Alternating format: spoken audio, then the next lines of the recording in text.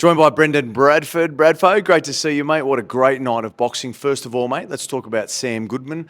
I thought it was a pretty comfortable performance tonight overall. Wasn't really bothered. Were you expecting him to be so comfortable in there with all the pressure that was on him? I'm not going to lie, I was worried about the cut. I was worried about the eye. I thought, the Mexican fella Vaca, he told me the other day he's going to try and open the cut back up. And I thought, bloody hell. And, it opens in sparring and you never know, and tiny little gloves.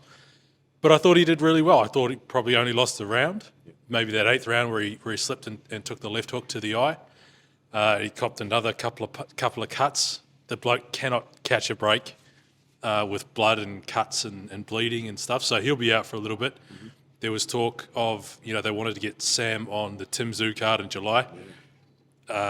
We're about an hour removed from that fight, and it doesn't look like it's going to happen. He needs time out, and so.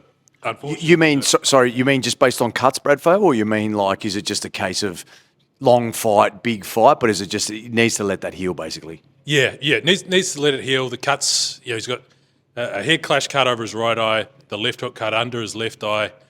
It's only 2 months away, I think. 2 months away. You just sort of can't commit to a fight on that scale, on that level. He's looking at an interim title fight for the WBO or the IBF, so big fight. There were talks about trying to get it on the Tszyu Fundora rematch card, which will have Manny Pacquiao headlining July 19, MGM Grand in Vegas. It's already looking like that just can't happen. It's too much of a risk. Yep. You don't know how the cut's going to heal, and seriously, with his history, it's just a tough go. Yep. Absolutely. Well, for him, I think overall the key thing was to get back in, put in a performance.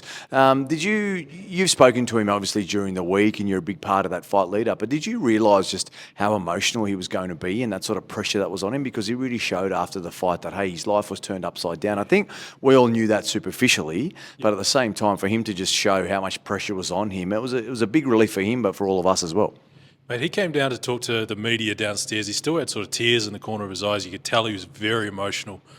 I just asked him, sort of same as what Ben Damon asked him in the ring. I was like, mate, what has the last 6 months been like outside of boxing? And he took a step and he said, mate, I had to steal dog food from Coles. Mm-hmm. That's how tough it was. He bought $1 million house on the Central Coast in December with the 7-figure payday. He thought he was going to get to fight Inoue. Mm-hmm. That fight goes up in smoke. The home loans still come out of your bank account regularly, right? They don't stop. Yeah. So, that's just the top line sort of stuff that he revealed. I can only imagine the sort of emotional turmoil of basically having every Japanese boxing fan, slide into your DMs, comment. Like, I get it. I write about Sam Goodman. It'll find its way onto Japanese boxing Twitter. And, they're just rinsing. You got to do the translate thing, and people just rinsing him for the unfortunate incident of having a couple of cuts and having to pull out of the fight. So it's a cruel, cruel world. So that's just a little glimpse that he gave us, but super emotional from Sam. He kept it all well sort of concealed during fight week. He was very dialed in. He didn't want to talk about the cut. He didn't want to talk about it in a way. It was one of those moments you get through. I don't want to call that a stay busy fight or a get back fight, because it was a tough opponent, a Mexican like Vaca, trained with Inoue, has connections to Canelo, and was on a Floyd Mayweather undercard, even though it was an exhibition. He's a good fighter. Mm-hmm. So I don't want to call it a stay busy fight, but just to get through it, you could tell the weight off Sam Goodman's shoulders, and just as a bloke who's covered him for sort of 5 or 6 years now, it's cool to see just that pressure eased off his shoulders tonight as well. Absolutely. So well done to Sammy Goodman, mate. Let's move forward, start talking about Tszyu. He was on a big part of the broadcast tonight, doing lots of punditry and that sort of thing. But overall, though, he seems very comfortable now moving forward about what's going to happen with Fundora. I think you guys have sort of come out now and officially said that it's happening and all that sort of stuff. So there might be an official announcement soon, official on top of the official. But I think we know what's sort of going to happen now. So, mate, how do you see it playing out? Any scars for sort of Tim, proverbially, physically, all that sort of stuff? It's all set up for a massive couple of months. Yeah, the headline we went with today was, he said there's no emotional scars. He's good to go. He's just ready to go make that hiccup, turn that hiccup, into two-time world champion. And it's funny you say George Rose is still off me for and Bedell, who's standing over there. Yeah. We went in on that story last week, and George Rose not happy there. Yeah. I was delicate with what I asked him, Bradford. I go, you are going to announce something soon, or what's going to happen here? I've just put Bomber in the mix as well. No, look, Tim Tszyu, July 19, MGM Grand Vegas for the WBC. Rematch with Fundora. Manny Pacquiao's coming back for the first time fighting Mario Barrios. Isaac Cruz is on the card as well, and there's a fourth fight still to be announced. That was the slot that they were looking at maybe Sam. So, but yeah, Tim spoke to us today. No emotional scars. He says he wants to make it a dog fight. Dream come true to fight on same card as Manny Pacquiao. We're going back to Vegas. Are you coming?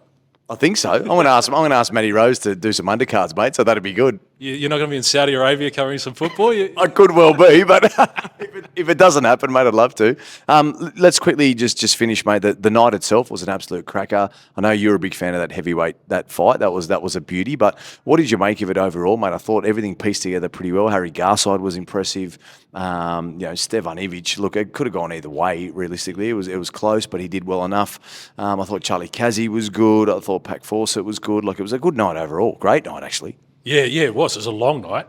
First fight, I think, 4:30, yep. and we're here at about 11:30. So, Still going. But it's the more boxing you can watch, the better. That heavyweight fight is the fight of the year for me. It sort of, I think, overtakes Liam Wilson and Yui Dib at the start of the year. Probably the best heavyweight fight I've ever seen.